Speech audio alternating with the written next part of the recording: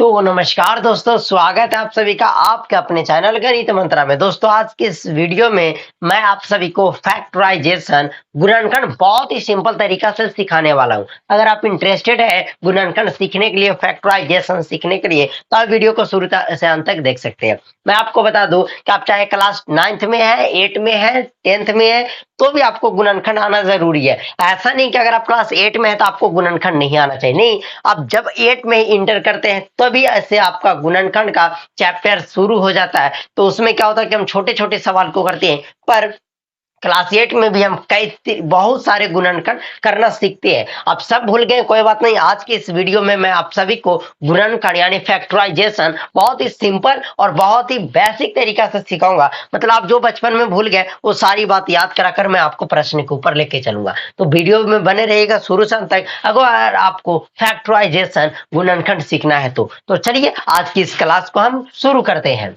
देखिए, सबसे पहले हम फैक्टराइजेशन गुणनखंड में हम चीजों को कॉमन लेना सीखेंगे, मतलब कॉमन उसमें से हम निकालना सीखेंगे। दूसरी बात कि हम संख्याओं को तोड़ना सीखेंगे, कैसे तोड़ा जाता है। कि जब तक तोड़ना ही नहीं आएगा तो आप उसमें से कॉमन नहीं ले सकते। जैसे मैं सिंपल बोलूं कि 4 और 6, इस दोनों में से आप क्या दोनों में से कॉमन को ले सकते हैं, दोनों में से क्या आप निकाल सकते हैं। सिंपल मैं पूछूं, निकालने का मतलब कि फिर जब आप उसको मल्टीप्लाई करें तो फिर से वही संख्या आनी चाहिए। तो आप बोलिएगा कि इसमें से आप ऐसे लिख सकते हैं 4 को 2 इंटू 2, मतलब 2 दूना का 4 लिख सकते हैं।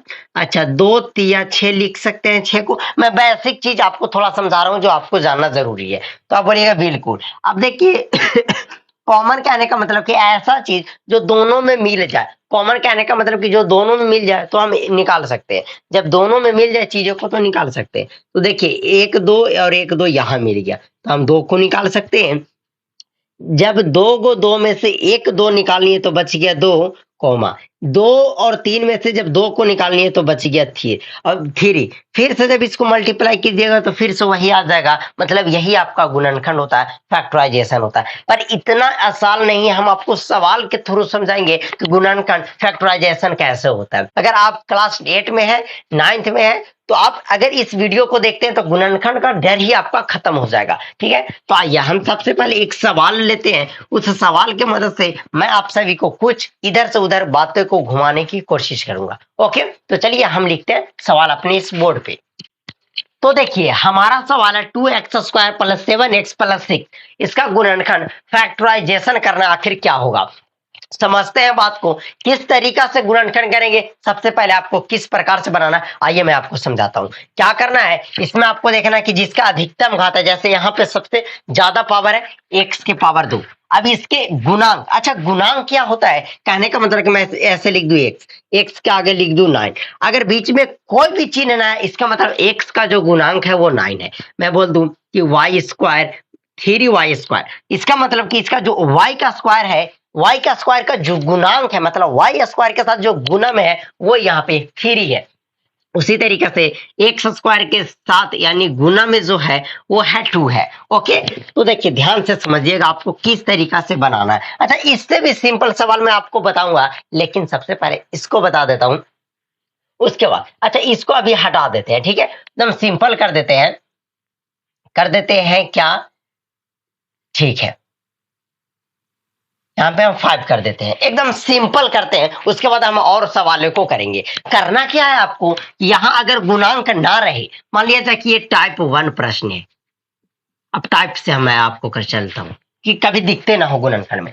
मान लिया जाए कि x² के आगे कुछ ना है तो उसके गुणांक में कुछ ना है तो छोड़ देना है।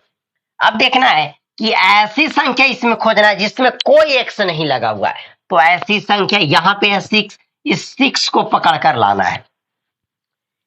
6 को ऐसी संख्या खोजना है जिसमें चर राशि x ना लगा हुआ हो, वो ऐसा संख्या हमारे पास x। अब क्या करना है आपको, यहां ध्यान से थोड़ा समझिएगा।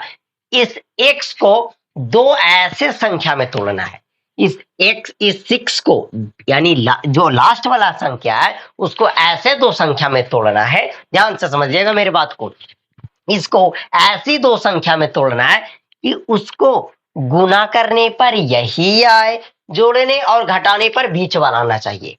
इस 6 को दो ऐसे संख्या में आपको तोड़ना है कि गुना करने पर तो 6 आए, पर इसको जो तोड़े उसको जोड़ेंगे तो 5 आना चाहिए। तो बोलिएगा कि ऐसा हम तोड़ सकते हैं 2 और इंटू का 3, तो 2 तिया 6 और 2 और 3 में जोड़ेंगे तो 5 आ जाएगा। मतलब ये आपका फुल हो जा रहा है, फिलअप हो जा रहा है। तो मतलब हम लिख सकते हैं कि एक्स स्क्वायर।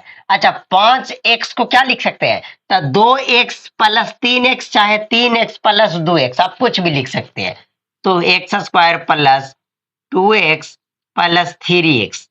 देखिए हम कुछ चेंज नहीं किए, इस 5x को 2x प्लस 3x लिख सकते हैं, प्लस 6 है तो 6 लिख सकते हैं। देखिए इस 5x को तोड़कर 2x प्लस 3x लिख दिए, प्लस 6 था तो प्लस 6 को हम उतार दिए। कोई अभी चेंजेस मैं नहीं किया हूं, मैं आपको स्टेप बाय स्टेप बताते हुए चल रहा हूं।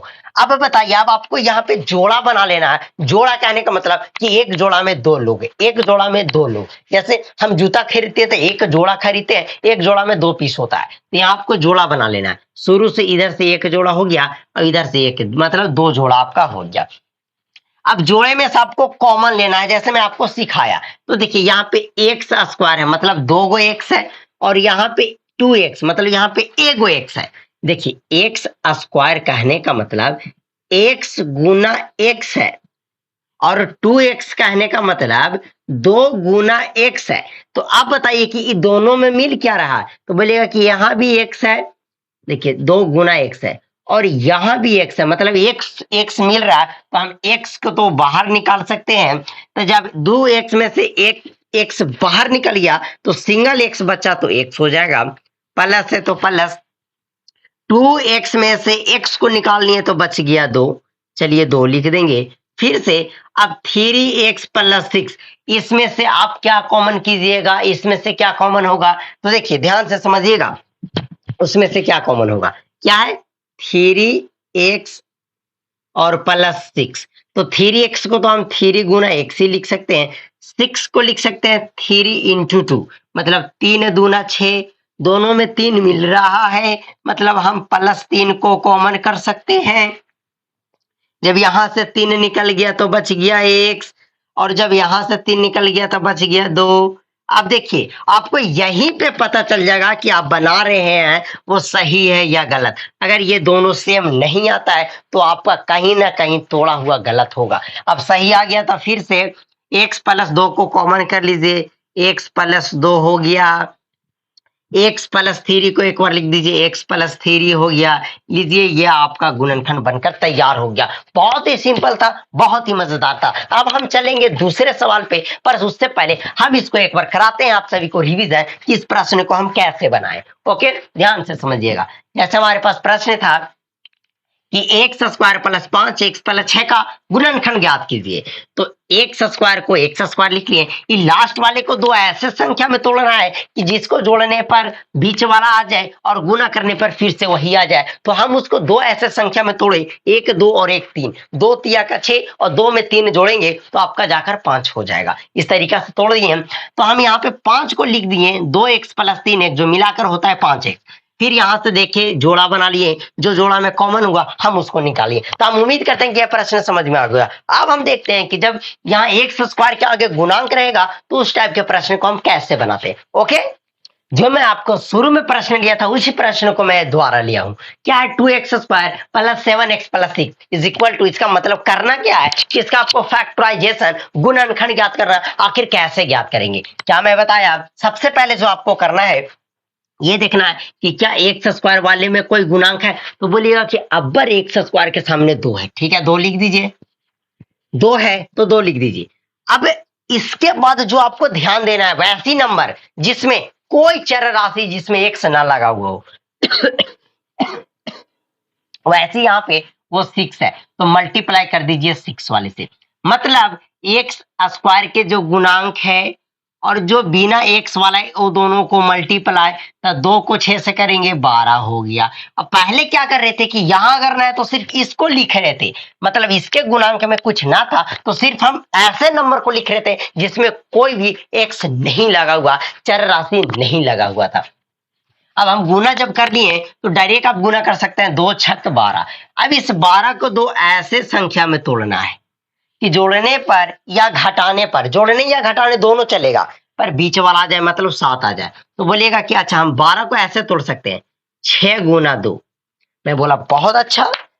तो 6 गुना 2 जो तोड़ तो सकते हैं, तो क्या 6 और 2 जोड़कर 7 होगा? नहीं होगा। अच्छा 6 में 2 घटाएंगे तो 7 आएगा? नहीं आएगा। अरे यार जब 6 में 2 जोड़ेंगे तो 8 आएगा, 6 में 2 घटाएंगे तो 4 आएगा, मतलब ये आपका खत्म हो गया। अब ये काम नहीं चलेगा। आप और दिमाग लगाएं एक्स्ट्रा कि ना हम 12 को और इस तरीका से तोड़ सकते हैं। हम बोले किस तरीका से? तो बोलिएगा कि 12 गुना 1, इस तरीका से भी तोड़ सकते हैं। मैं बोला वाह, इस तो और अच्छी बात है कि आप इसको इस तरीका से तोड़ सकते हैं। तो क्या 12 में 1 जोड़ेंगे तो 7 आ जाएगा, कि 12 में 1 घटाएंगे तो 7 आ जाएगा? ना तो जोड़े पर आ रहा है ना तो घटावे पर। मतलब यहाँ हमको अप्रोच चेंज करना होगा। क्या करना है? और दूसरा खोजिए। बोलिएगा कि एक लग रहा है हो जाएगा 4 इंटू 3, 4 तिया 12, 4 में 3 जोड़ेंगे तो 7 आ जाएगा। 4 तिया का 12, 4 में 3 से गुना करेंगे तो 7 12 आ जा रहा है, और 4 में 3 जोड़ेंगे तो 7 आ जा रहा है। तो फिर से हम उसी तरीका से लिख देंगे 2x स्क्वायर प्लस, आप चाहे तो पहले 3x लिख दीजिए, अब 3x पहले लिख देते हैं, 3x प्लस 4x और प्लस 6। मतलब इस 7 को हम क्या लिख सकते हैं, ध्यान से देखिएगा 3x plus 4x, 3x plus 4x x को जोड़ेंगे तो ऊपर यानी 7x आ जाएगा। हमने अभी तक कुछ नहीं की, इस दोनों को गुना करके उसको दो ऐसे संख्या में तोड़ा जिसको जोड़ने पर बीच वाला आ जा रहा था। फिर से जोड़ा बना लेना, मतलब एक जोड़ा और एक दूसरा जोड़ा। अब 2x स्क्वायर प्लस 3x में क्या कॉमन होगा? तो x स्क्वायर, यहाँ भी x है, मतलब x को आप कॉमन कर सकते हैं। तो जब 2x स्क्वायर में से x निकलेगा तो बचेगा 2x प्लस, जब 3x में से x निकल गया तो बचा 3। ध्यान से समझिएगा, आप खुद कर सकते हैं। जैसे 2x स्क्वायर है तो x स्क्वायर को लिख सकते हैं x गुना x और 3 गुना x। तो इसमें से सिर्फ x ही को तो कॉमन करेंगे, मैं आपको बता ही दिया कॉमन कैसे किया जाता है। प्लस यहाँ से 4x प्लस 6 में से क्या कर सकते हैं, तो यहाँ से आप 2 कॉमन कर सकते हैं। तो 4 में से 2 निकलेगा था 2x प्लस 2 तिया का 6। देखिए दोनों क्या बोले कि सही आपको यही पता चल जाएगा जब दोनों जगह आपका सेम आ जाए। फिर से इसको कॉमन कर लीजिए तो 2x plus 3 into x plus 2। सो ये आपका फैक्टराइजेशन गुणनखंड बनकर तैयार हो गया। कैसा लगेगा वीडियो कमेंट करके जरूर बताइएगा। चलिए मिलते हैं अगले वीडियो में। अब अगला वीडियो एक ऐसा वीडियो होगा, वो आप सभी के लिए डिमांडेबल वीडियो होगा, तो आप अपना कमेंट जरूर पिक कीजिएगा। पता ना किसका कमेंट पिक होता है और उसके ऊपर ये वीडियो बनेगा। मैं आप सभी को सच बता रहा हूं कि अगर आप कमेंट करते हैं तो आपको बहुत ज्यादा प्रॉफिट होने वाला है। मैं आपको एक बात और कह दूंगा, आप उस टॉपिक को कमेंट कीजिए जिस टॉपिक में आप नर्वस हैं, जिस टॉपिक को आप अच्छे से समझ ही नहीं पाए, जिस टॉपिक में आपको काफी ज्यादा दिक्कत है, उसी टॉपिक को आप कमेंट कीजिएगा। मैं उसका अच्छा बेहतरीन से बेहतरीन सोल्यूशन लेकर आने की कोशिश करूंगा। चलिए मिलते हैं अब अगले वीडियो में, जब तक के लिए जय हिंद जय भारत।